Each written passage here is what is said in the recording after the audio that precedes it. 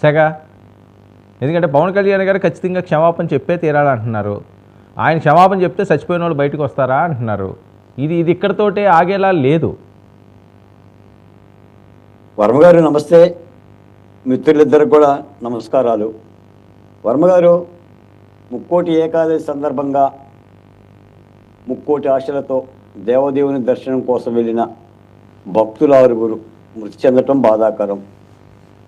అందరూ కూడా కలత చెందారు. రాష్ట్రమే కన్నీరు పెట్టింది. ఈ పండుగ సమయంలో అలాంటి దుర్ఘటన దేవదేవుని కొండ కింద జరగటాన్ని దిగ్భ్రాంతికి గురి చేసింది. రెండోది ఏంటంటే, అసలు ముక్కోటి ఏకాదశి అంటేనే శ్రీవారు యోగ నిద్రలో నుండి మెలకువతో వస్తారంట. మేల్కొని భక్తుల దగ్గరకు రావటం మూలాన భక్తులు తమ కోరికలను చెప్పుకోవటం కోసం ఈ కాలంలో వెళ్తారు. నిజానికి ఏంటంటే, మీరు నేను కూడా ప్రభుత్వాన్ని విమర్శించనక్కర్లా. ప్రభుత్వమే తన తప్పిదాన్ని బోనెక్కి అంగీకరించింది. మేము తప్పు చేశాం, మమ్మల్ని మన్నించండి, మమ్మల్ని క్షమించండి. టీటీడీ దేవస్థానము, పోలీసు, రెవెన్యూ సిబ్బంది మధ్య సమన్వయం లేదని ప్రభుత్వం అంగీకరించింది. సాక్షాత్తు డిప్యూటీ సీఎం పవన్ కళ్యాణ్ గారు క్షమాపణ చెప్పారు. తనతో పాటు అందరూ చెప్పండి అని కూడా ఆయన చెప్తున్నాడు. చంద్రబాబు నాయుడు గారు సైతం మీటింగ్ పెట్టాడు. ఆ మీటింగ్లో చైర్మన్ గారు, ఈఓ గారు ముఖ్యమంత్రి ముందే వాదులాడుకున్నారు. అది కూడా బహిర్గతమైంది. ఈ దుర్ఘటనలో ఏదో కుట్ర కోణం ఉంది, విదేశీ హస్తం ఉంది, ప్రత్యర్థుల కుట్ర ఉంది, ఇలాంటి మాటలకి అర్థం లేదు. దానికి సంబంధించిన పరమార్థం లేదు. తప్పు చేసింది ఎవరన్నా ఎవరు చేసినా తప్పు జరిగింది అనేది ప్రభుత్వమే అంగీకరించింది. కాబట్టి ఇప్పుడు పవన్ కళ్యాణ్ గారు చైర్మన్ గారిని, ఈఓ గారిని, ఏఈఓ గారిని కూడా మీరు క్షమాపణ చెప్పండి, నేనే చెప్పాను అని అంటున్నారు. క్షమాపణ చెప్పండి అని అంటంలో తప్పు అయితే లేదు. కానీ క్షమాపణలు చెబితే పరిష్కారం అయ్యే సమస్యలు కావు ఇవి. మీరు పాలకులు, మీరు డిప్యూటీ సీఎం, మీకు చేత అయితే చర్యలు తీసేసుకోండి. ఏవోని సస్పెండ్ చేయండి, కేసు పెట్టి అరెస్ట్ చేసి లోపలేయండి.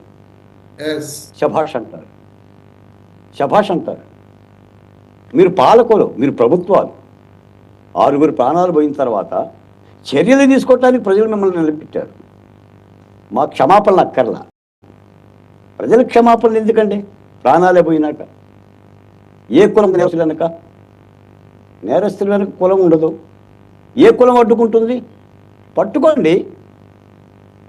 ఎవరిని పట్టుకోవద్దన్నారు? నేను అడుగుతున్నాను వర్మగారు. మీరు దువ్వాడ చంద్రశేఖర్ రెడ్డి గారి క్రిమినల్ సామ్రాజ్యం ధ్వంసం చేస్తా ఉన్నారు. ధ్వంసం చేయండి. ఎవరు అడ్డుకున్నారు? ద్వారంపూడి చంద్రశేఖర్ రెడ్డిది ఎవరు అడ్డుకున్నారు? పేర్ని నాని గారిని ఎవరు అడ్డుకున్నారు అరెస్ట్ చేయకుండా? పేర్ని జయసుధ గారిని ఎవరు అడ్డుకున్నారు అరెస్ట్ చేయకుండా? మీరు చెయ్యాలనే కదా కోరుకుంది ప్రభుత్వాలు.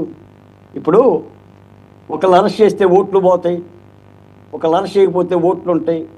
అవసరం ఆ పాలకుడికి? నిజమే, పవన్ కళ్యాణ్ గారు చెప్పింది అక్షర సత్యం. అది మాటలు కాదు. మాటలు వినే కాలం అంతరించిపోయింది. చాటల్లో చూపించమనే ప్రజల పట్టం కట్టారు. 11 సీట్లు, 164 సీట్లు. జగన్మోహన్ రెడ్డి గారు ఓడిపోయాడు. ఇక ఈ అనవసరం. అసలు హనీమూన్ ఏంటి సార్ వర్మగారు? పరిపాలకులకు హనీమూన్ ఏంటి? 6 నెలలు రెస్ట్ తీసుకుంటారా ఏంటి? మీరు 6 నెలలు హనీమూన్లో రెస్ట్ తీసుకుంటే జనమే వాళ్ళు సంకనాకి పోవాలా? 6 నెలలు వీళ్ళు కూడా హనీమూన్కి పోవాలా?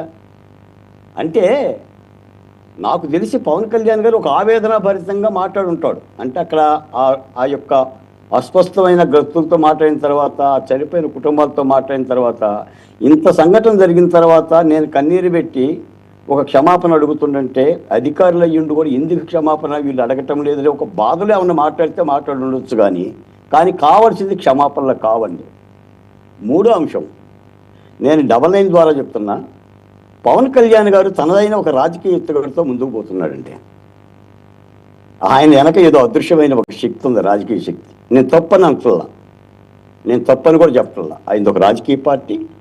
ఆయన ఎదుగుదలను కోరుకోవటం ఆయన హక్కు. ఆయన వ్యూహం ప్రకారంగా ఆయన ముందుకెళ్తున్నాడు. కానీ ఇక్కడ ప్రభుత్వం నిందల పాలవుతుంది, ప్రభుత్వం బోనెక్కుతుంది.